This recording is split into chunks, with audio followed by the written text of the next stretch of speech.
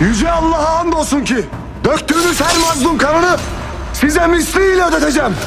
Alparslan bizim ayağımıza kadar gelmişken neden gırtlağını kesmiyoruz baba? Bu sırla yurda kavuşamazsak Hakk'a kavuşuruz. Bu çakalları kendi kanında boğma vaktidir. Buna kim nasıl cüret edebilir? Ne istiyorsun? Türkmenlerin hepsini katlettiniz. Bir kanıtın varsa göster. Bu kalleşliği sizin yaptığınızı bilirim. Pis Marmar! Kimsin sen? Canını almadan defol git buradan. Ben avucumda kanla doğan Oğuz'un aslı, Selçuk'un nesli Muhammed Alparslan.